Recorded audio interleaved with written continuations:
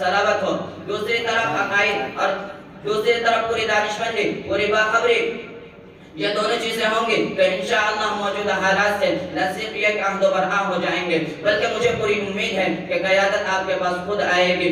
इंसान हकीकत पसंद, इंसान में हकीकत पसंदी, होशमंदी, मुल्क के लिए फिक्रमंदी और उसके बचाने के लिए मुहिम जोरी की जरूरत है। इसके लिए आप खुद नमूना बने और हिंदुस्तान के साथ, आज हिंदुस्तान के मुसलमानों के साथ भी नमूना पेश करें। वमा अलैना इल्लल बलाग। माशाअल्लाह। हज़रात, अब तक आप खतीब हो और मुकर्रिर को समाअत फरमा रहे थे, और एक वक्त कहीं खुशगुफ्तार मुकर्रिर को समाअत फरमाने से आपकी समाअत पर एक ही किस्म का मज़ा मुंजमिद हो गया है। अब हम अपनी मजलिस का हुस्न वादा करने के लिए उस्ताद अक़दस का ज़िक्र खैर करना चाहते हैं।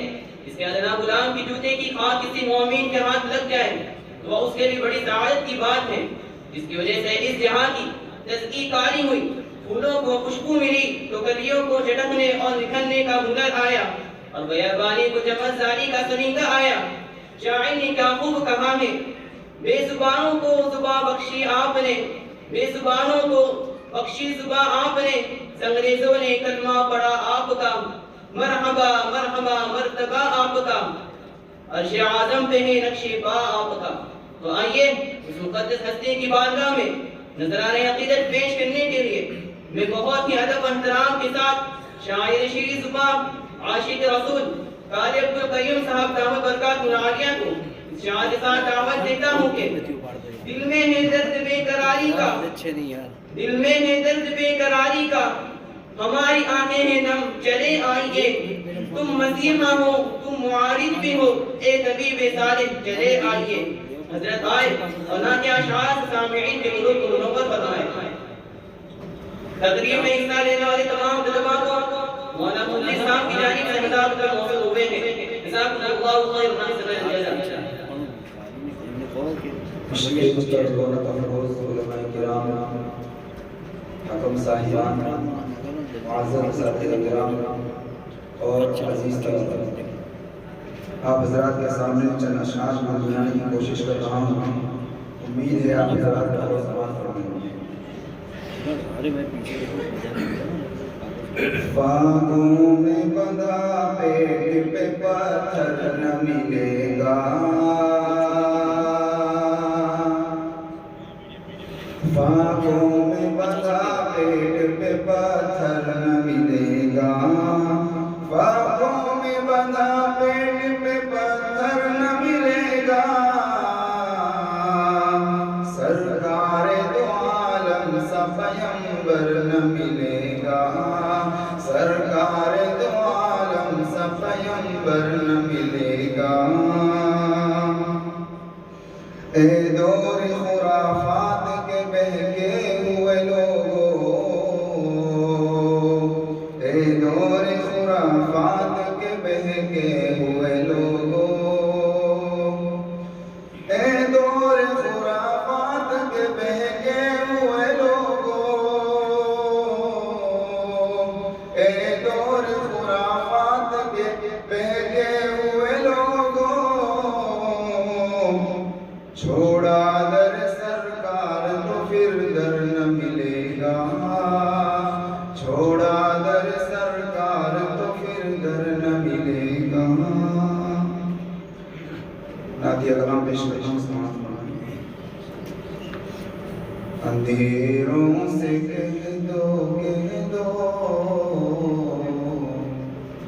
अंधेरों से कह दो, पहुँच जाऊंगा मैं, अंधेरों से कह दो, पहुँच जाऊंगा मैं, चराग़े मोहब्बत जलाते जलाते, अंधेरों से कह दो, अंधेरों से कह दो, पहुँच जाऊंगा मैं, चराग़े मोहब्बत जलाते जलाते, चराग़े मोहब्बत जलाते जलाते, मेरी हाज़िरी हो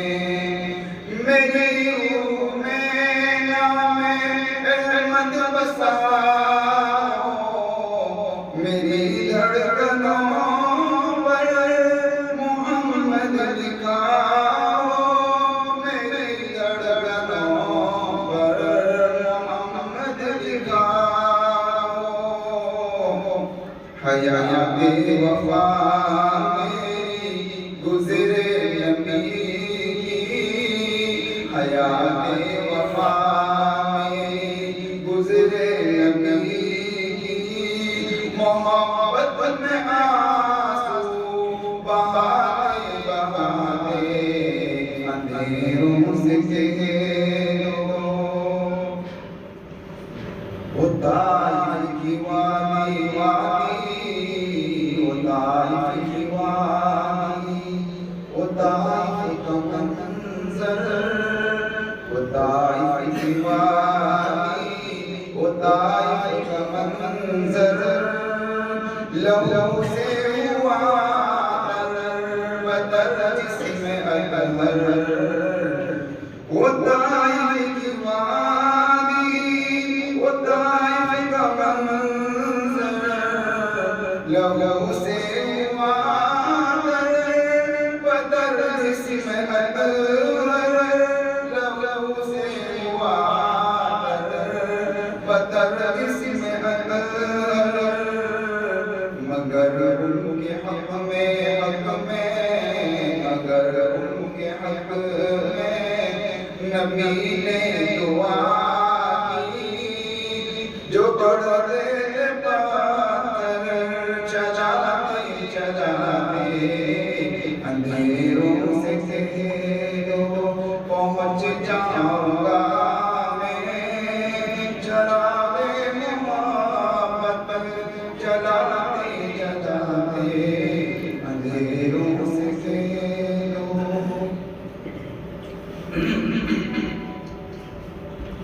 ایک اور لڑاؤ پیش سماعت فرمائیں ایسا بات جا کے کہنا ایسا بات جا کے کہنا ایسا بات جا کے کہنا یہ بیان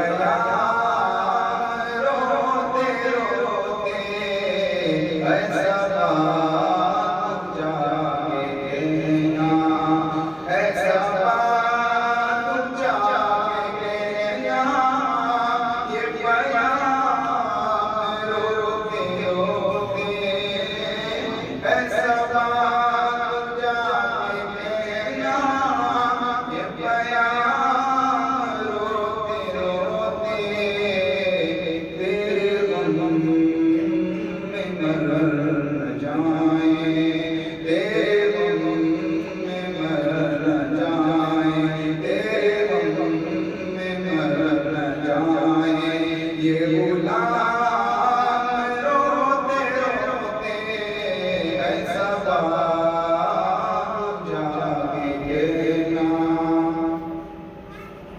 کوئی حج کو جا رہا ہے کوئی حج سے آ رہا ہے کوئی حج کو جا رہا ہے کوئی گھر میں رو رہا ہے کوئی لے کے جی رہا ہے کوئی لے کے جی رہا ہے تیرا نام روتے روتے ایسا بات جا کے کہنا اسے قبر میں زیارت میرے مصطفیٰ کی ہوگی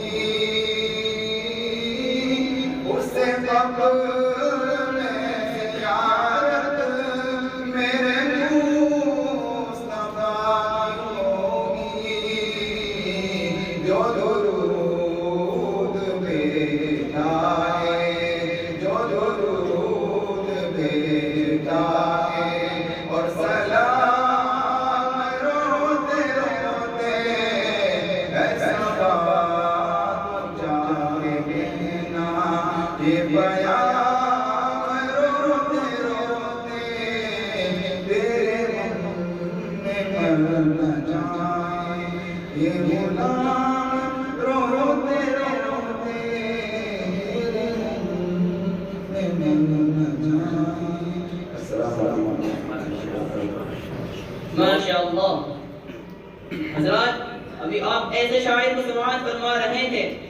کلام میں عشق رسول کا پیغام تھا، حسن و عمل کی دعوت تھی، عقیدت کا لون و رنگ تھا، وادی حب نبی کا لطف تھا، جس کے ہر شعر میں معنی خیز الفاظ پیوست و منجمد تھے۔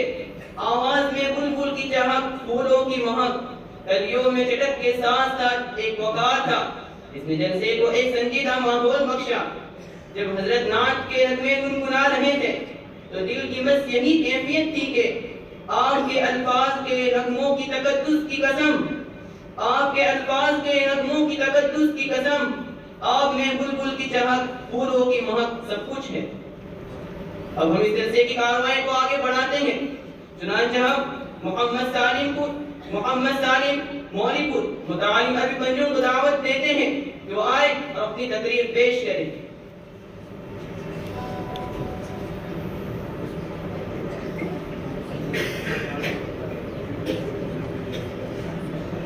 الحمد لله رب العالمين والصلاة والسلام على رسوله الكريم أما بعد قال الله تبارك وتعالى في القرآن المجيد والفرقان الحميد واعتصموا بحبل الله جميعا، وقال النبي صلى الله عليه وسلم المؤمن للمؤمن كبنيان يشد بعضه بعضا۔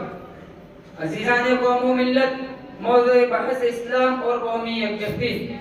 آج کے اس دور میں سیاسی لیڈروں، مفکروں، دانشوروں، ادیبوں، صحافیوں، مقروء خطیبوں کی زبان پر قومی یکجہتی کا لفظ اکثر سنائی دیتا ہے، اور رسائل و اخبارات اور جلسات و معتمرات میں قومی یکجہتی کی گونج برابر سنائی دیتی ہے۔ تو کیوں نہ ہم بھی قومی یکجہتی پر اسلام کی روشنی میں بحث کریں اور دیکھیں اس موضوع پر اسلام کیا کہتا ہے، اس زمرہ میں اس کا کیا نظریہ ہے۔ برادران اسلام، قومی یکجہتی کا مطلب یہ ہے کہ مختلف قوموں اور نسلوں کو ایک نظر و فکر پر جمع کر دیا جائے تاکہ ان کے اندر وحدت و اجتماعیت کی کیفیت پیدا ہو، ٹکراؤ کی کیفیت پیدا نہ ہو، اختلافات نہ جنم لے، تنازعات نہ ابھرے، تشاجرات نہ ظاہر ہو، بلکہ ہم اس کو اتحاد الامم کہہ سکتے ہیں۔ اور جب سیاسی نظریے میں قومی یکجہتی کی باتیں ہوتی ہے تو سیاسی لیڈران اس کا مطلب یہ لیتے ہیں کہ مختلف خیالات و نظریات کے لوگ ایک طرز زندگی کو اختیار کر لے اور اپنی اپنی فکری و مذہبی خصوصیات کے باوجود ایک بن کر رہے۔ اس کے لیے یکساں سول کوڈ کا نام لیا جاتا ہے تو کبھی یکساں یونیفارم کی گفتگو ہوتی ہے۔ لیکن دیکھا جائے تو معلوم ہوگا کہ قومی یکجہتی کا فکری انداز اسلام کے نظریے اتحاد میں جلوہ گر نظر آتا ہے۔ اسلام نے اقوام عالم کو ملک و وطن، قوم و نسل، رنگ و روپ کے اختلاف کے باوجود جس فکری طریقے پر متحد ہونے کی دعوت دی ہے وہ پاکستان کسی دوسرے مذہب کی تعلیمات میں نظر نہیں آتا۔ اسلام نے اقوام عالم کو ملک و وطن، قوم و نسل، رنگ و روپ کے اختلاف کے باوجود جس فطری طریقے پر متحد ہونے کی دعوت دی وہ پاکستان کسی دوسرے مذہب کی تعلیمات میں نظر نہیں آتا۔ اگر ہم قومی یکجہتی اور ہندو دھرم پر بات کریں تو معلوم ہوگا کہ اس دھرم کے اساسی فرقہ واریت اور طبقاتی نظام پر ہے۔ اس دھرم نے انسان کے درمیان امتیاز و تفریق کر کے ان کو متحد ہونے سے روک دیا، تو یکجہتی کیوں کر ہو سکتی ہے؟ ہندویت نے انسان کے 4 طبقے مقرر کیے ہیں۔ Number 1 Brahmin, number 2 Chhetri, number 3 Vaishya, number 4 Shudra. سب سے اعلیٰ نسل کا برہمن ہے جس کے ذمہ مذہبی امور کی انجام دہی ہے، چیتریوں کے ذمہ حکومت ہے، ویش کے ذمہ کھیتی باڑی ہے، شودر سب سے حقیر و ذلیل ہے۔ برہمن برہما سے پیدا ہوا ہے، چیتری سینے سے پیدا ہوا ہے، ویش پیٹ سے پیدا ہوا ہے، شودر پاؤں سے پیدا ہوا ہے۔ جب مذہب نے خود تقسیم کر دیے تو ایک جہتی کیوں کر ہو سکتی ہے؟ سب ایک سین پر کیسے چل سکتے ہیں؟ ایک جہت پر کیسے رہ سکتے ہیں؟ ایک نظریے پر کیسے متحد ہو سکتے ہیں؟ مگر مذہب اسلام انسان کو تقسیم نہیں کرتا، قومیت و وطنیت کو معیار نہیں بناتا، رنگ و روپ کے امتیاز نہیں کرتا، ملک و وطن کا تفاوت نہیں مانتا، بلکہ وہ انسان کو ایک فرد تسلیم کرتا ہے، ایک ماں باپ کی اولاد دے کر خطاب کرتا ہے۔ ارشاد باری ہے یا ایھا الناس انا خلقناکم من ذکر و انثی وجعلناکم شعوبا وقبائل لتعارفوا ان اکرمکم عند اللہ اتقاکم۔ کہ لوگوں، ہم نے تم کو مرد و زن سے پیدا کیا اور ہم نے تم کو خاندان اور رشتہ دار پر تقسیم کیا تاکہ تم ایک دوسرے کو پہچانو، لیکن اللہ کے نزدیک سب سے معزز شخص وہ ہے جو متقی ہو۔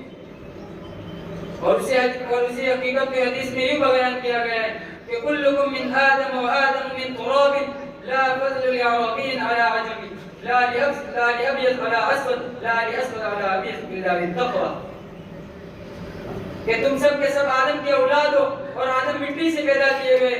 کسی گورے کو کالے، کسی عربی کو عجمی پر، کسی گورے کو کالے پر، کسی کالے کو گورے پر کوئی فضیلت نہیں مگر تقوی کے ذریعے. برادران ملت، اسلام نے تو طبقاتی نظام کی جڑ ہی کاٹ دی، نسلی تفاوت کی بنیاد ہی ڈالی، قومی تفاخر کے اصل ہی ختم کر دی. اس کے بعد اس نے تمام انسان کو ایک سمت، ایک جہت، ایک نظریہ، ایک عقیدہ، ایک فکر کی طرف بلایا تاکہ انسان ہونے کے ناطے تم متحد ہو کر رہنے کے لیے توحید ہی سب سے جامع طریقہ ہے کہ خدا کی الوہیت تسلیم کر لو، ایک عقیدے پر جم جاؤ، ایک مذہب کو مان لو، تمہارے اندر یکجہتی پیدا ہو جائے گی، تم متحد ہو جاؤ گے، تم بنیاد مرصوص بن جاؤ گے، تم جسد واحد بن جاؤ گے، تمام اختلافات ختم ہو جائیں گے، تمام جھگڑے مٹ جائیں گے. برادران ملت، قومی یکجہتی سے متعلق جامع اصول اس کے سوا ممکن نہیں کہ دنیا کے تمام انسان کو بلا تفریق رنگ و نسل، بلا امتیاز زمان و مکان ایک سمت عطا کر دی جائے، ایک مرکز پر جمع کر دیا جائے، ایک محور پر لا کھڑا کر دیا جائے.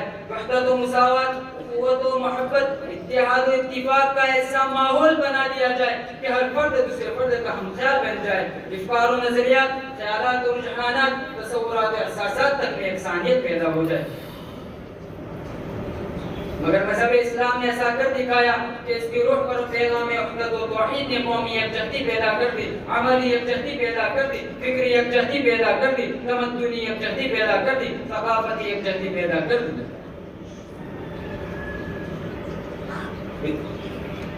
کہ اس نے ثقافتی یکجہتی پیدا کر دی. برادران ملت، اسلام نے اقوام عالم کو ایک سمت کی طرف بلایا. ارشاد باری ہے ان هذه امتكم امه واحده وانا ربكم فاتقون کا جاں فضا، روح پرور، ایمان افروز، حیات بخش اعلان عام کر دیا. برادران ملت، یہی اسلام کے عالمگیر قوت اور دعوت اسلام کی وحدت تھی جس نے زمین کے دور دراز گوشوں کو ایک کر دیا تھا. اسلام نے ریگستان عرب میں ظہور کیا اور صحرائے افریقہ میں اس کی پکار بلند ہوئی. صدا جبل ابو قبیس کی گھاٹیوں سے اٹھی اور دیوار چین سے صدا اشہد ان لا الہ الا اللہ کی گونجی. آفتابی رسالت فاران کی چوٹیوں سے دھلا اور اس کی کرنوں نے یورپ کو منور کیا. قومی یکجہتی کی ایک نئی تاریخ کا آغاز ہوا اور اس کے صفحات طویل ہوتے گئے. اسلام نے اقوام عالم کو بلا امتیاز رنگ و نسل، بلا امتیاز زمان و مکان ایک سمت عطا کر دی. اسلام نے اقوام عالم کو بلا امتیاز زمان و مکان ایک سمت عطا کر دی. اس نے امیر و غریب، حاکم و محکوم، مالک و مزدور، گورے کالے، عربی عجمی، ہندی چینی کے فرق کو مٹا کر ایک امت کو جنم دیا جس کا ترانہ وحدانیت لا الہ الا اللہ تھا، جس کا ترانہ مساوات انما المؤمنون اخوۃ تھا. اسلام نے ایمان توحید کے اساس پر دنیا کے تمام انسان کو ایک جھنڈے تلے جمع کر دیا، ان کے درمیان ایک اٹوٹ رشتہ قائم کر دیا، ایک ربط پیدا کر دیا، ایک تعلق پیدا کر دیا. لہذا دنیا کے تمام رشتے ٹوٹ سکتے ہیں مگر یہ رشتہ کبھی نہیں ٹوٹ سکتا. ہو سکتا ہے کہ ایک باپ اپنے بیٹے سے رک جائے، ممکن نہیں. ممکن ہے کہ ایک ماں اپنی گود سے بچے کو الگ کر دے، بعید نہیں کہ ایک بھائی دوسرے بھائی کا دشمن بن جائے. مگر جو رشتہ افریقہ کے مسلمان کو ایک ہندوستان کے مسلمان سے ہو جائے تو دنیا کی کوئی طاقت نہیں کہ اسے توڑ سکے، اس زنجیر کو کاٹ سکے جس خدا کے ہاتھوں نے انسانوں کے دلوں کو ہمیشہ کے لیے جوڑ دیا، اور جس خدا کے ہاتھوں نے انسانوں کے دلوں کو ہمیشہ کے لیے جوڑ دیا، ان کے اندر ربط پیدا کر دیا، قوموں کو ملا دیا، ملتوں کو ایک کر دیا. لہذا دنیا کی کوئی طاقت نہیں کہ اسے توڑ سکے. میں اپنی تقریر اسی پر ختم کرتا ہوں. ماشاءاللہ. اس کے بعد میں محمد عیان ناور متعلم ابی بنجوں کو ارشاد ساتھ دعوت دیتا ہوں کہ منجمد خون کو موجوں کی روانی دے دے، منجمد خون کو موجوں کی روانی دے دے، پھر سے احساس خصوصا کو جوانی دے دے. موضوع آئے اپنی تقریر پیش کریں. بسم اللہ الرحمن الرحیم.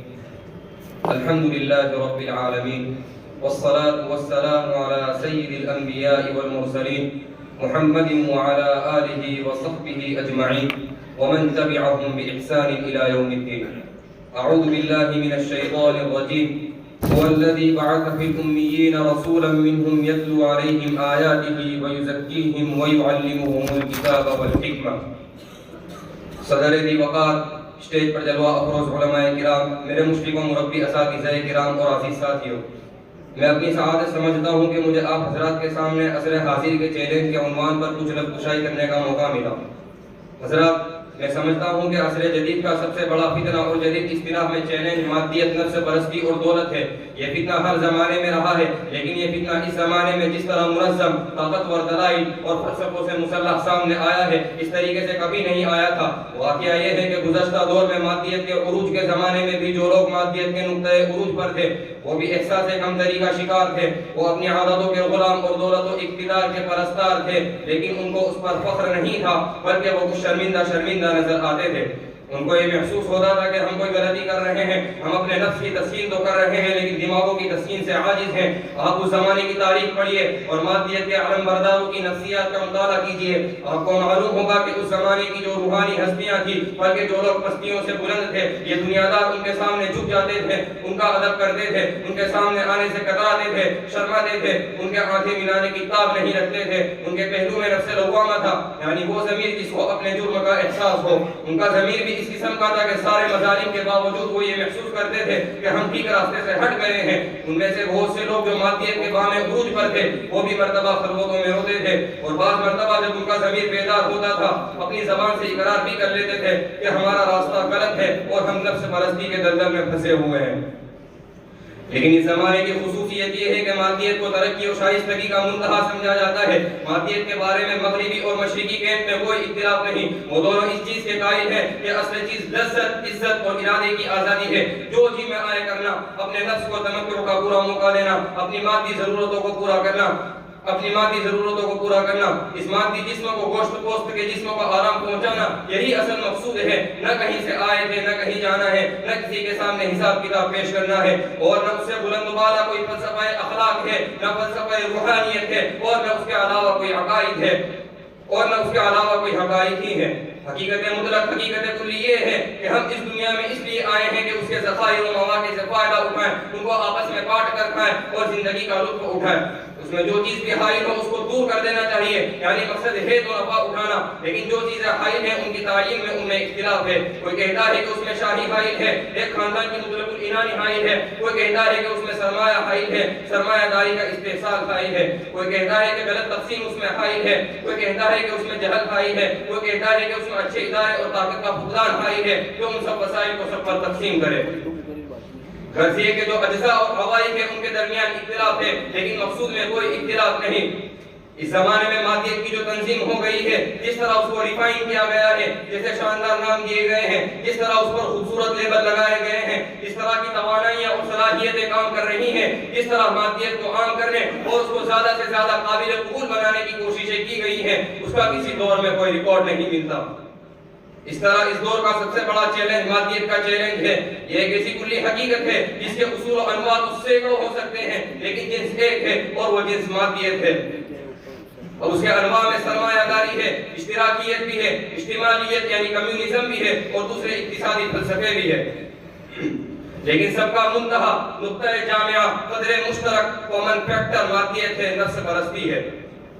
محترم سامعین کرام، جب انسان اپنے پیٹ کا، اپنے معدے کا غلام تھا، جب انسان اپنی اندرونی فطری خواہشات کا غلام تھا، جب انسان دولت، عورت اور زمین کے سوا کسی کو حقیقی نہیں مانتا تھا، جب دنیا کی کثیر آبادی مخلوق کے سامنے جھکتی تھی، اس کے سامنے دبتی تھی، انبیاء کرام علیہ السلام اپنے دور میں تشریف لائے اور انہوں نے بتایا کہ اس عالم سے ما وراء ایک عالم ہے. وہ عالم اس عالم سے کہیں زیادہ وسیع، کہیں زیادہ رقیق، کہیں زیادہ حسین و جمیل ہے. اس عالم کو اگر تم دیکھ لو تو اس عالم کا گوارا کرنا مشکل ہوگا. اس عالم میں زندگی گزارنا ایسا ہوگا جیسے مچھلی کو پانی سے نکال کر خشکی پر ڈال دیا جائے تو اس کا تن گھٹنے لگتا ہے، اور جیسے کسی آزاد پرندے کو پنجرے میں بند کر دیا جائے اور وہ پنجرا بھی بہت تنگ ہو تو پھڑپھڑانے لگتا ہے. اسی طریقے سے اگر تم اس عالم کو دیکھ لو تو تمہاری آنکھیں کھل جائے اور تم کو اس دنیا سے گھن آنے لگے جس دنیا پر تم اپنی عزیز متاع روحانیت کی، علم کی، اخلاق کی قربان کر رہے ہو. اس عالم سے تمہیں گھن آنے لگے. اس طرح کسی کو ایک منٹ کے لیے گندگی کے کسی بہت بڑے ذخیرے پر کھڑا کر دیا جائے تو اس کا دم گھٹنے لگتا ہے اور اس کو مدری آنے لگتی ہے. یہ وہ چیز ہے جو قرآن نے ظروف سماوی نے اپنے اپنے طور پر بیان کی ہے. قل متاع الدنیا قلیل، کہیں حطام کے لفظ سے اس کی تعبیر کی، کہیں ذرا کے لفظ سے ادا کیا کہ یہ حطام ہے یعنی چورا ہے، جیسے کھیتی کا چورا ہوتا ہے ویسے ہی یہ بھوسا ہے. کہیں کزرع اخرج الکفار نباتہ کہا کہ کسان کی کھیتی لہلہائی تو اس کو بڑی بھلی لگی اور اس نے کہا کہ کیسا اچھا یہ چمن ہے جو کھلا ہے، کیسی یہ کھیتی ہے. پھر اس کے تھوڑی دیر کے بعد خزاں کا ایک جھونکا چلا آیا، کسان کی درا بھی اس پر چلی تو معلوم ہوا کہ کچھ بھی نہیں ہے.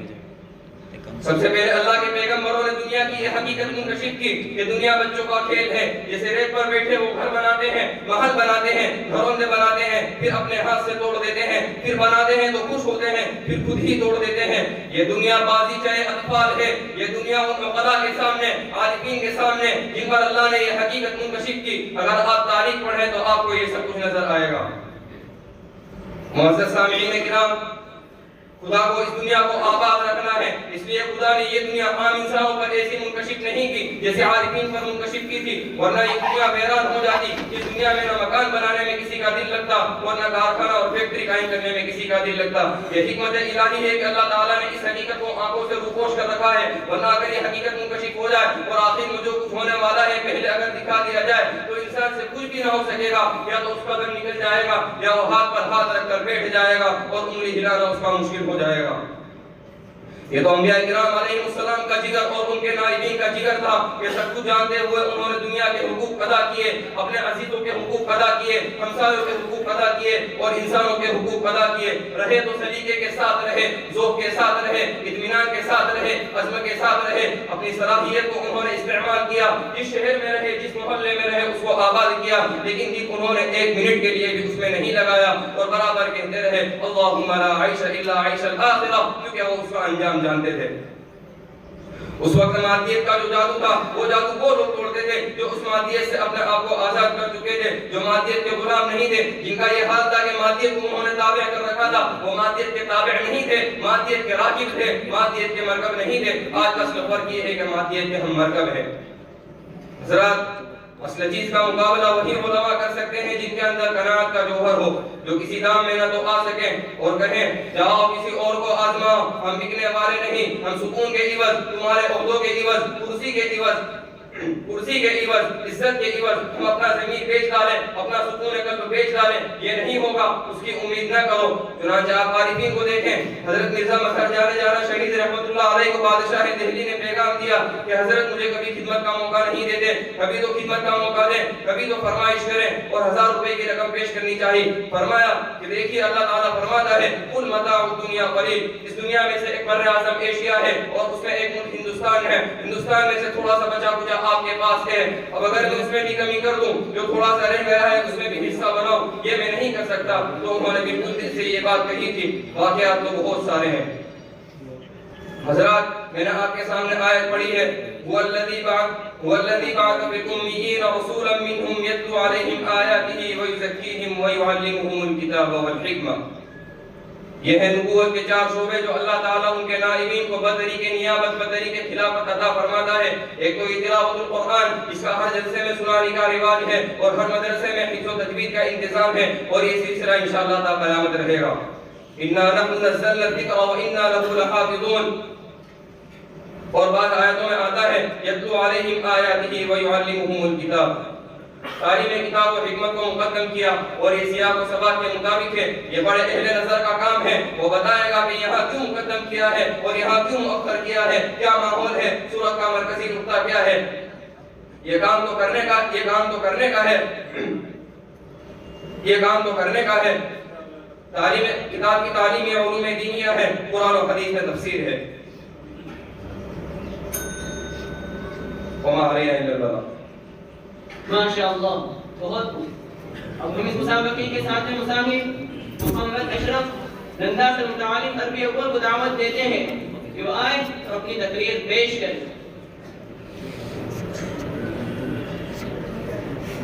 بسم اللہ الرحمن الرحیم. الحمد للہ وکفا وسلام علی عبادہ الذین اصطفى.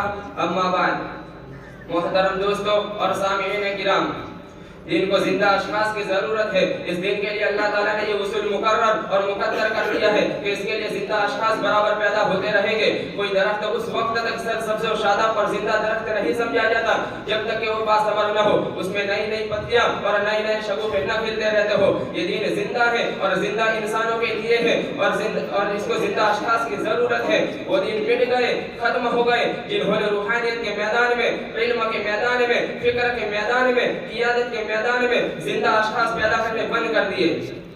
انسان زندہ اشخاص سے متاثر ہوتا ہے. چراغ سے چراغ جلتا رہا ہے اور چراغ سے چراغ جلنا چاہیے اور جلتے رہنا چاہیے. اور اگر اس امت کو باقی رہنا ہے تو اس امت کے لیے ضروری ہے کہ وہ زندہ اشخاص پیدا کرے. اس کا درخت علم, اس کا درخت فکر, اس کا درخت اسلام, اس کا درخت روحانیت نئے نئے برگ و بار لاتا رہے اور نئے نئے شگوفے کھلاتا رہے. حدیث شریف میں آتا ہے کہ میری امت باران رحمت کی طرح ہے. وہ یہ نہیں کہہ سکتا ہے کہ اس کے ابتدائی قدر مردہ زمین کے لیے زیادہ حیات بخش ہے یا بعد کے. میں اب بھی اس پر عقیدہ رکھتا ہوں کہ اسلاف کے کارنامے, اسلاف کا خلوص و صداقت, اسلاف کا تعلق معنو, اسلاف کی استقامت, اسلاف کی قربانیاں بعد کی نسلوں کے لیے بہترین سرمایہ ہے اور وہ حیات زندگی کا پیغام دینے والی ہے. ہم نے ہمیشہ کہا اور مانا کہ ہمارے بزرگ ایسے تھے, ان کا حافظہ اتنا قوی تھا, ان کا علم اتنا وسیع تھا, وہ ایسے متبحر عالم تھے. یہ سب سر آنکھوں پر لیکن اتنا کافی نہیں. فیض مردوں سے بھی حاصل ہو سکتا ہے مگر رہنمائی زندہ انسانوں ہی سے حاصل ہوتی ہے. میری زبان سے سنیے کہ اسلاف نے جو کچھ کیا اس کو محفوظ رہنا چاہیے اور اسی آب و تاب کے ساتھ رہنا چاہیے اور نئی نسلوں کو اس سے روشناس کرانا چاہیے اور ڈھونڈ کر اسلاف کے کارنامے جمع کرنے چاہیے. لیکن اس دین کے لیے خدا فیصلہ کر چکا ہے کہ یہ دین قیامت تک کے لیے ہے, لہذا اس کو زندہ اشخاص کی ضرورت ہے. روحانیت بھی زندہ انسانوں ہی سے قائم ہے. محققین صوفیہ کی اور مشائخ کی تحقیق بھی یہی ہے کہ تزکیہ و علم باطن بھی زندہ انسانوں ہی سے حاصل کیا جاتا ہے اور زندہ انسانوں ہی سے اس کی تکمیل ہوتی ہے. ورنہ ایسے ایسے بلند مرتبے کے لوگ گزرے ہیں کہ ان میں سے ایک ہی کافی تھا, لیکن وہ کہتے ہیں زندگی میں حرکت و نمو ہے, زندگی میں تنوع ہے. ابھی ایک رنگ آیا, ایک رنگ گیا, ابھی ایک مرض پیدا ہوا, ایک مرض گیا. اس لیے جن کا تعلق اس زندہ کائنات اور عالم طبیعی سے ٹوٹ چکا ہے وہ ان متحرک اور زندہ انسانوں کی رہنمائی نہیں کر سکتے.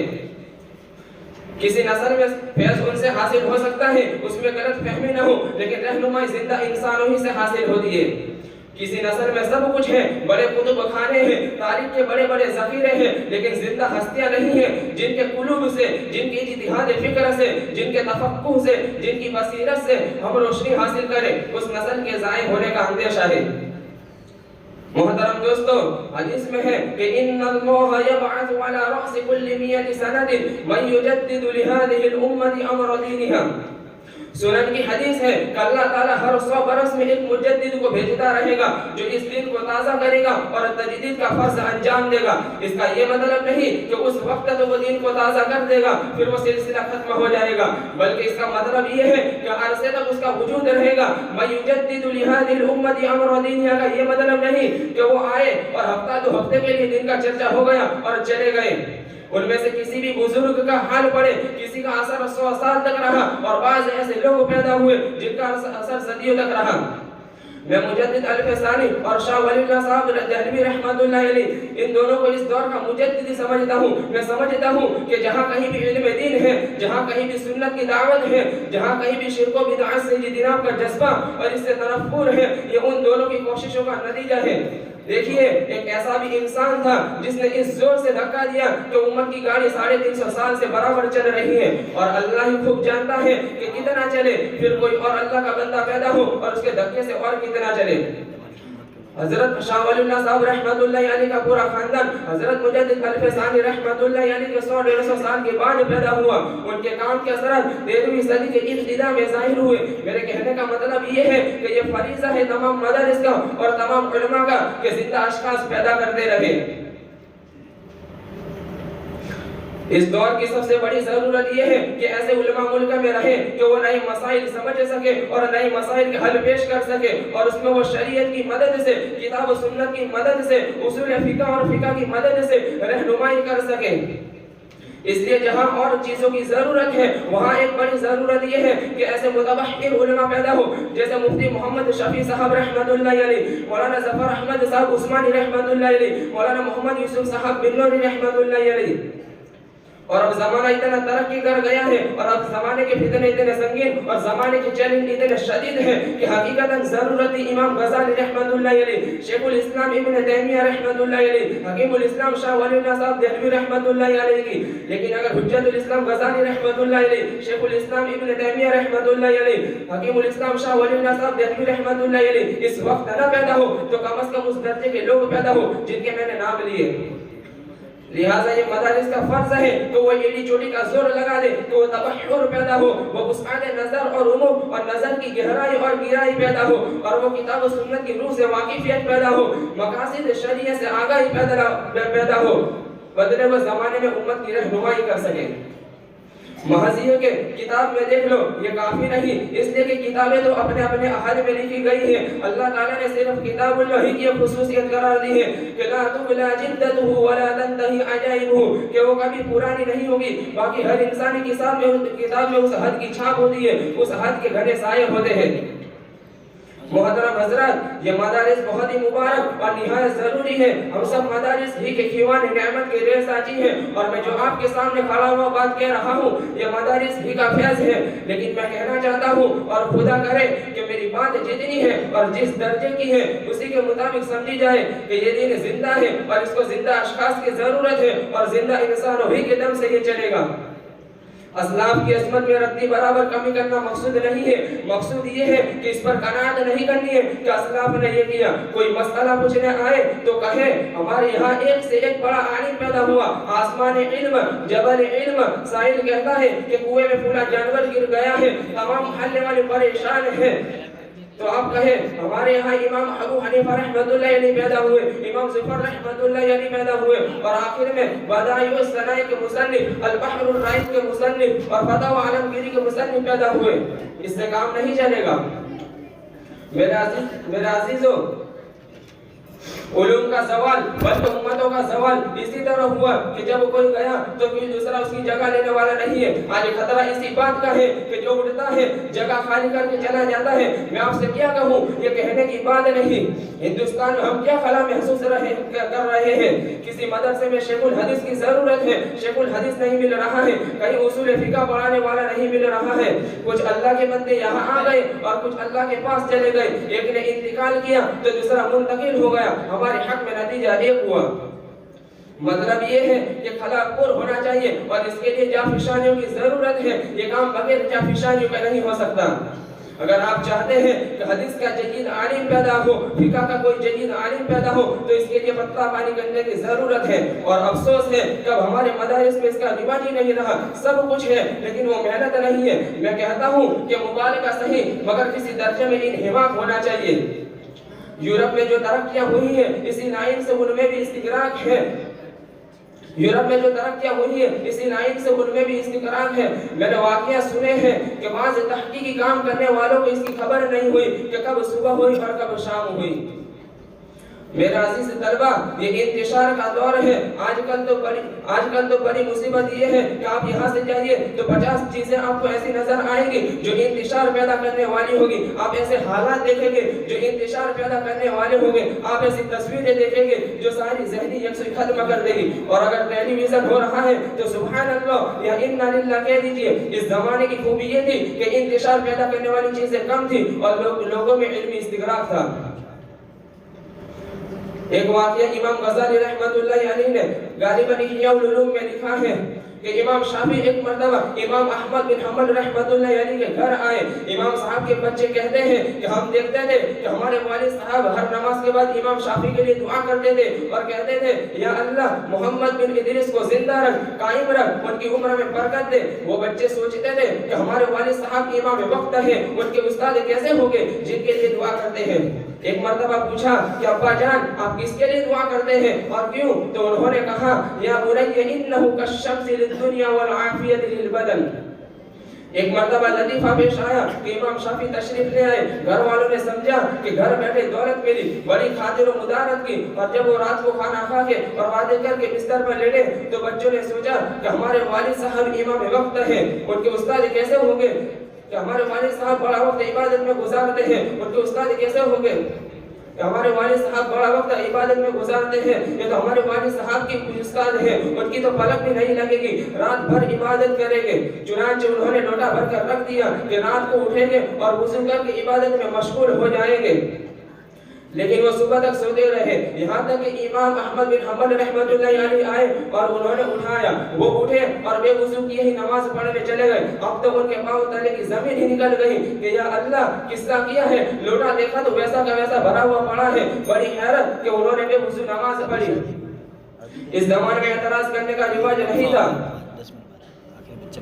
اس زمانے میں اعتراض کرنے کا رواج نہیں تھا۔ جب وہ مجلس میں آ کر بیٹھے تو امام احمد بن حنبل رحمۃ اللہ علیہ سے امام شافعی نے کہا، یا ابو عبد اللہ، رات کو عجیب واقعہ پیش آیا، جب تم مجھے لیٹا کر گئے تو میرا ذہن پورا حدیث کی طرف چلا گیا، میں نے اس سے مسائل استنباط شروع کیے، مسائل کی ایک بڑی تعداد، رات بھر مسائل استنباط کرتا رہا، مسائل کی ایک بڑی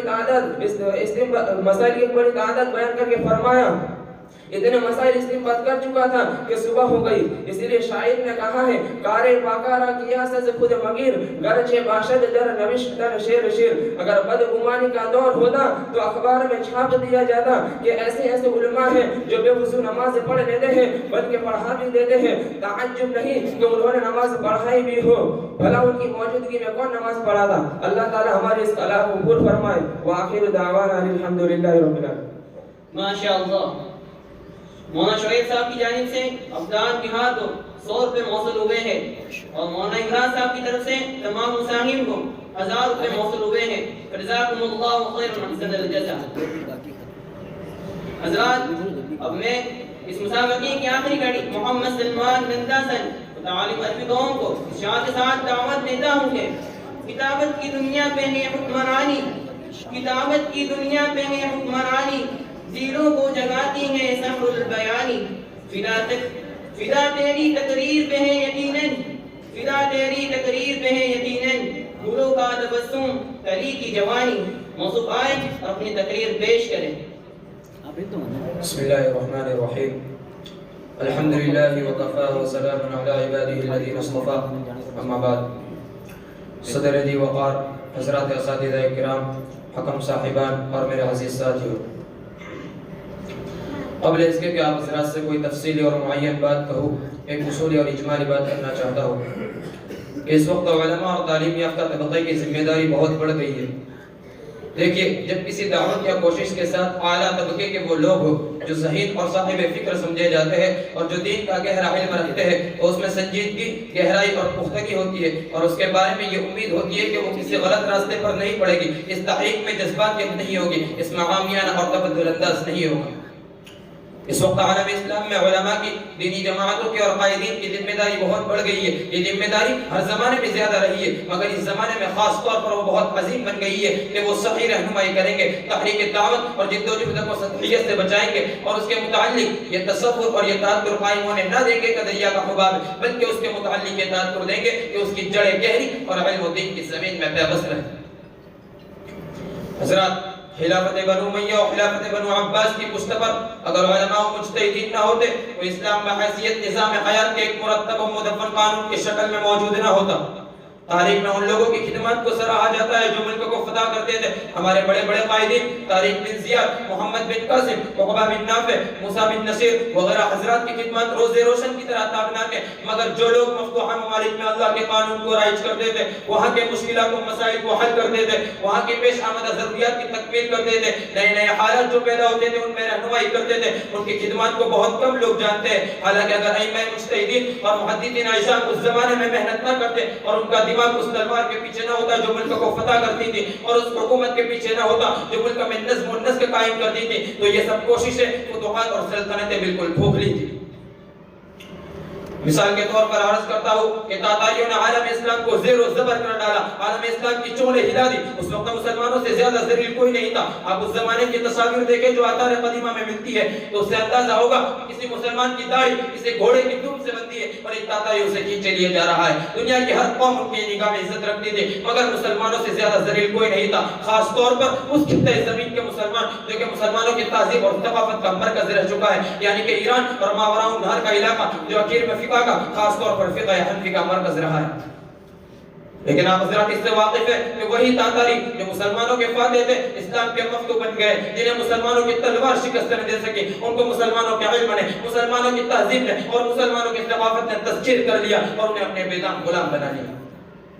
بات اصل میں یہ تھی کہ تاتاریوں کے پاس کوئی علم ذخیرہ، کوئی شائستہ تہذیب، کوئی مرتب و وسیع قانون نہ تھا. ان کا ایک سیدھا سادہ روایتی قانون تھا جو قبائلی زندگی میں رائج تھا اور کوہ قراقرم اور اس کے اطراف کے علاقے میں اس کا عمل و دخل تھا. نیم وحشی اقوام میں جیسے عرف ہوتے ہیں وہ ویسے تھے. ان کے پاس کوئی آئین، کوئی تہذیب اور کوئی لٹریچر نہیں تھا. نتیجہ یہ ہوا کہ ان کو مسلمان علماء اور دانشوروں کی ضرورت پیش آئی. مسلمان علماء اور دانشور جب ان کے دربار میں پہنچے تو ان کی ذہانت اور ان کی علمیت کا سکہ ان کے دلوں پر بیٹھ گیا. اسلام کی تہذیب نے انہیں اپنا گرویدہ بنا لیا. نتیجہ یہ ہوا کہ تاتاری من حیث القوم مسلمان ہو گئے.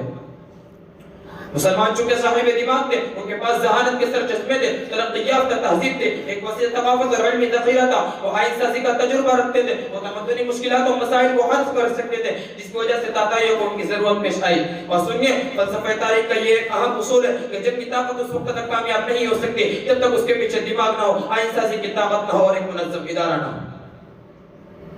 حضرات عصر جدید میں عالم اسلام کے علماء، جامعات کے اساتذہ، پروفیسر صاحبان، ہمارے قانون داں اور ہمارے ادیب و دانشور طبقے کی ایک ذمہ داری تو یہ ہے کہ وہ یہ ثابت کرے کہ یہ دین جہالت کے بدن سے اور فوجی طاقت سے پیدا نہیں ہوا بلکہ معرفت سے پیدا ہوا ہے، اللہ تعالیٰ کی رہنمائی سے پیدا ہوا ہے، وحی سے پیدا ہوا ہے. یہ زمانے کا ساتھ دے سکتا ہے، یہ تمدن کی رہنمائی کر سکتا ہے اور اس کی نگرانی کر سکتا ہے کہ یہ تمدنی بے راہ نہ ہونے پائے، فاسد نہ ہونے پائے، تخریبی راستہ اختیار نہ کرنے پائے. اور یہ دستور علماء دین اور اعلیٰ تعلیم یافتہ طبقہ ہی دے سکتا ہے اور یہ بڑی ذمہ داری ہے.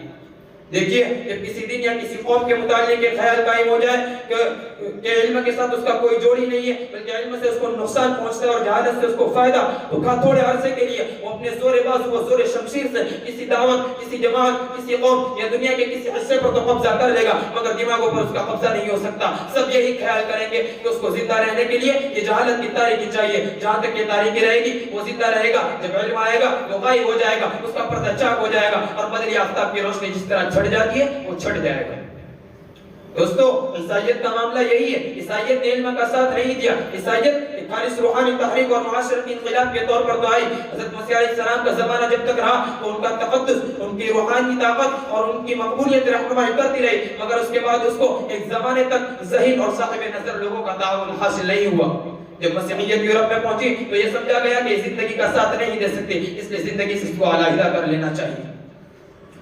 حضرات جب یورپ جیسے بے چین ملک اور وہاں کے بے چین قوموں میں جو زندگی کے لیے دوڑ رہی تھی اور مچل رہی تھی مسیحیت پہنچی تو یہ حقیقت بہت جلد منکشف ہو گئی کہ مسیحیت بدلتے ہوئے زمانے، دوڑتے ہوئے معاشرے اور ابلتے ہوئے علم کا ساتھ نہیں دے سکتے. اس وقت مسیحی علماء کی بہت بڑی ذمہ داری تھی کہ وہ مسیحیت کی افادیت کو ثابت کرتے، رہنما اصول دیتے، زمانے کے جائز تقاضوں اور فطرت انسانی کی جائز خواہشات کو قبول کرتے اور کہتے کہ یہ ٹھیک ہے.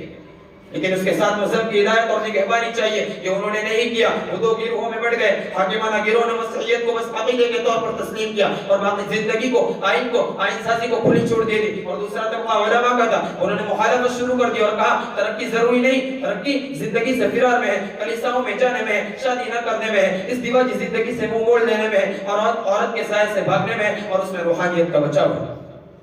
نتیجہ یہ ہوا کہ دونوں طبقوں نے عیسائیت کو فائدہ پہنچانے کے بجائے نقصان پہنچایا. جو حاکم طبقہ تھا اس نے آزادی کے ساتھ اپنے تمدن کا ڈھانچہ بنانا شروع کیا، لوگوں کو اپنا غلام بنانا شروع کیا. جو مسیحیت کی تعلیم کے خلاف تھا اس نے عیسائیت کو بدنام کیا. تقریباً یہ سلسلہ سینٹ پال کے زمانے سے شروع ہوا اور آج تک جاری ہے. یورپ اسی راستے پر گامزن ہے. نتیجہ یہ ہوا کہ لوگوں نے کلیسا سے رشتہ توڑ لیا.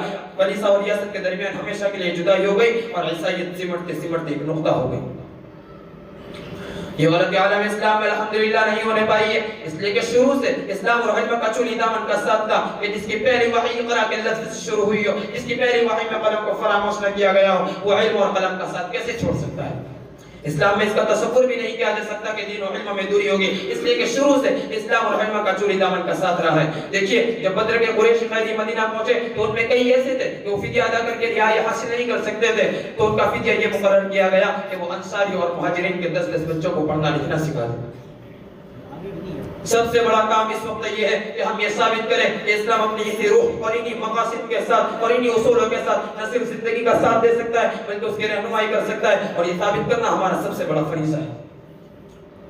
علماء اور دانشوروں کا دوسرا فریضہ یہ ہے کہ وہ اسلام کے مفاد کو ہر جماعت، ہر ادارے، ہر مدرسے اور ہر گروہ کے مفاد پر ترجیح دیں۔ میں آپ سے صاف کہتا ہوں کہ اگر ہمیں معلوم ہو ساری جماعتوں کو مٹا دینا پڑے گا، سارے نشانوں کو ختم کر دینا پڑے گا، سارے ناموں کو نکال دینا پڑے گا، سارے بورڈوں کو ہٹا دینا پڑے گا، تب جا کے اسلام اس ملک میں غالب رہے گا، تو ہمیں اس میں ایک منٹ بھی پس و پیش نہیں ہونا چاہیے۔ ہمیں دین و ملت کا مفاد ہر جماعت سے عزیز ہونا چاہیے، صحرا کسی کے بھی سربند صحرا ہونا چاہیے۔ حضور صلی اللہ علیہ وسلم کا معجزہ یہی تھا کہ صحابہ کرام رضوان اللہ تعالی علیہ مجمعین کے قلوب سے یہ شوق نکل گیا تھا کہ ان کا کارنامہ سمجھا جائے۔ بخاری شریف کی روایت میں ہے کہ حضرت ابو موسیٰ اشعری رضی اللہ تعالیٰ عنہ نے ایک مجلس میں واقعے کے طور پر ذکر کیا کہ ہم لوگ ایک قصبے میں گئے تھے، وہاں ہمارے پاؤں میں چھالے پڑ گئے تو ہم نے چیتڑے لپیٹ لیے، اسی وجہ سے وہ غزوہ ذات الرقاع کہلاتا ہے۔ یہ کہنے کے بعد ان کو ایک دم یہ احساس ہوا کہ میں نے یہ کیوں کہا، کہیں میرا وہ عمل باطل نہ ہو گیا ہو، اور کہیں اللہ تعالیٰ کی طرف سے یہ نہ کہہ دیا جائے کہ لوگوں نے سن لیا اور بڑا مجاہد سمجھا یہ کافی ہے، اب ہمارے پاس کیا لینے آئے ہو۔ تو بخاری شریف میں خاص طور سے کہ ان کو اس بات کا افسوس رہا اور انہوں نے کہا کاش میں یہ نہ کہتا ہوں۔ اور آج اسی پر زیادہ زور ہے کہ یہ کارنامہ کس طرح منسوب ہوگا۔ حضرات یہ جذبہ بڑا نقصان پہنچاتا ہے۔ دیکھیے جب کسی کا عزیز جاں بلب ہوتا ہے تو اس کے عزیزوں میں کسی کو یہ تمنا نہیں ہوتی کہ تعریف ڈاکٹر کی ہوگی یا حاکم کی، بلکہ سب کی یہی تمنا ہوتی ہے کہ ان کا مریض بچ جائے۔ تو اس وقت عالم اسلام بیمار ہے، آپ کا ملک بیمار ہے، آپ اس وقت بھول جائیے کہ اس کے حساب میں لکھا جائے گا، اور تاریخ میں لکھنے والے کیا لکھیں گے کہ اس ملک کو سب سے زیادہ نفع فلاں ادارہ ہے، فلاں جماعت سے پہنچا، اور اس میں سب سے بڑا حصہ ان کا تھا۔ دیکھیے تاتاریوں کے بارے میں آج تک یہ ثابت نہیں ہو سکا کہ ان کو مسلمان کرنے میں سب سے بڑا حصہ کس کا تھا، اس لیے کہ ان مخلصین نے جنہوں نے اس خدمت کو انجام دیا اپنے آپ کو اتنا چھپایا کہ تاریخ کے باریک بھی نگاہ بھی انہیں نہ دیکھ سکے۔ حضرات تیسری بات یہ ہے کہ ہم جتنا ہو سکے احتیاط سے کام لیں اور باہمی نساء سے پرہیز کریں۔ ہماری زندگی جتنی سادہ ہوگی، ہماری زندگی میں جتنی احتیاط اور قربانی ہوگی، اتنا ہی بہتر نتیجہ نکلے گا اور اتنا ہی زیادہ اثر پڑے گا۔ سب سے خطرناک بات آپس کے نزاع ہے۔ ہماری آپس کی دینی مباحثت کا میدان اور ہے اور اس کے کہنے کا موقع اور ہے۔ حضرت مجدد صاحب رحمۃ اللہ علیہ نے مکتوبات میں لکھا ہے کہ اکبر اس لیے دین سے متنفر ہوا کہ اس نے علماء کو مرغوں کی طرح لڑتے دیکھا۔ جب بھی ان میں کوئی مسئلہ چھڑتا تو ان میں آپس میں اتنی تیز بحث ہوتی اور ہر ایک اپنا تفوق دوسرے پر اس طرح ظاہر کرنے کی کوشش کرتا جیسا کہ پکے دنیا والے اور جاہ طلب کرتے۔ اکبر نے سوچا کہ یہ کیسے لوگ ہیں، ہمارے وزراء، ارکان سلطنت اور خارج دنیا دار لوگ بھی اس سطح پر تو نہیں آتے۔ ایک مرتبہ حضرت مجدد صاحب رحمۃ اللہ علیہ کو معلوم ہوا کہ جہانگیر کا ارادہ ہے کہ وہ چند علماء کو اپنے دربار میں مشورہ کرنے کے لیے رکھے، تو انہوں نے نواب سید فرید کو خط لکھا، خبردار بادشاہ کو رائے دو کہ وہ صرف ایک مخلص اور حقانی عالم کو رکھے۔ یہ مجدد صاحب رحمۃ اللہ علیہ کی فراست ایمانی تھی جو انہوں نے اس بات کو سمجھا۔ میں یہ نہیں کہتا کہ ہر موقع اور مجلس میں صرف ایک ہی عالم رہے، بلکہ میں یہ کہتا ہوں کہ علماء کے آپس کے نزاعات سے، بحث اور نفی کرنے سے اور ایک دوسرے کی تدلیل کرنے سے یہ نتیجہ نکلتا ہے۔ ہاں بہرحال خطرے کا اظہار کرنے کا ہر شخص کو حق ہے۔ ایک بچہ بھی خطرے کا اظہار کر سکتا ہے کہ دروازہ کھلا رہ گیا ہے، کہیں چور نہ آ جائے۔ حضرت مجدد صاحب رحمۃ اللہ علیہ کے سامنے وقت کے شہنشاہ کیوں جھکے؟ اس لیے کہ یہ بندہ نہ کبھی کسی کی سفارش کرتا ہے، نہ کبھی دربار میں آتا ہے، بیٹھا اللہ اللہ کرتا ہے اور بیٹھے بیٹھے مشورے دیتا ہے۔ ہمارے تمام مشائخ نے یہی کیا، وہ کبھی بادشاہوں کے قریب نہیں گئے مگر دور سے نگرانی کرتے رہے، حکومت کو اچھے آدمی دیتے رہے، ان کے حق میں دعا کرتے رہے اور مشورے دیتے رہے، لیکن وہ کہتے تھے کہ آپ کو دور سے تاکو تک تو ٹھیک ہے، اگر ہاتھ ڈال دو گے تو جل جاؤ گے۔ میں نے چند باتیں آپ کے سامنے عرض کی ہے، سب کا مقصد یہی ہے کہ اس وقت ہمارا سب سے بڑا امتحان ہے، پھر عالم اسلام کا امتحان ہے۔ ہمیں اپنی صلاحیت کا ثبوت دینا چاہیے، کہیں ہماری صلاحیت کی کمی سے اسلام کو نقصان نہ پہنچ جائے اور کوئی یہ نہ کہے اور لکھے کہ علماء کے عدم صلاحیت کی وجہ سے یہ ہوا ہے۔ میں اتنی باتیں آپ حضرات کی خدمت میں بہت معذرت کے ساتھ پیش کرتا ہوں۔ اللہ تعالیٰ مجھے اور آپ کو اس کی توفیق عطا فرمائے۔ وآخر دعوانا الحمدللہ رب العالمین۔ ماشاءاللہ، اللہ کے فضل کرم سے ہمارا یہ پروگرام بحسن خوبی اختتام پذیر ہوا۔ اللہ تعالیٰ طلباء کی محنت کو قبول فرمائے اور ان کے اساتذہ کو اس کا بہترین بدلہ عطا فرمائے اور دارین میں ان کی نجات کا ذریعہ بنائے، آمین۔ حضرات وہ حکم خداوندی لئن شکرتم لأزیدنکم، ہم آنے والے تمام مہمانان اعظام کا عموماً صدر محترم و حکم صاحبان کا خصوصاً صمیم قلب سے شکر گزار ہیں کہ آپ حضرات نے کثرت مشاغل کے باوجود ہماری دعوت پر لبیک کہا اور ہماری حوصلہ افزائی فرمائی۔ ہم بارگاہ الہی میں دست و دعا ہے کہ ہم تمام کو دارین میں بہترین بدلہ عطا فرمائے اور اس اجلاس کو شرف قبولیت سے نواز کر ہماری مغفرت کا ذریعہ بنائے، آمین۔ ایک صاحب خیر کی جانب سے تمام مسامعین کو 5000 روپے موصول ہوئے ہیں، فجزاکم اللہ خیر احسن الجزاء۔ تمام طلباء سے گزارش ہے کہ 15 منٹ کا وقفہ کیا جاتا ہے، جس میں آپ بچوں کے لیے اور اساتذہ کرام کے لیے تھوڑا سا ناشتے کا انتظام کیا ہے۔ اساتذہ کرام کسی حال میں تشریف فرما رکھے ہوئے ہیں اور یہی ناشتہ کر لیں۔ طلباء وہیں سے اپنے اپنے حصے کا ناشتہ لیتے ہوئے پھٹافٹ فارغ ہو کر فوراً اسی حال میں آ جائیں تاکہ فوراً اگلا پروگرام شروع ہو جائے۔ طلباء ایک ایک کر کے وہیں لائن سے کھڑے ہو جائیں گیٹ کے پاس۔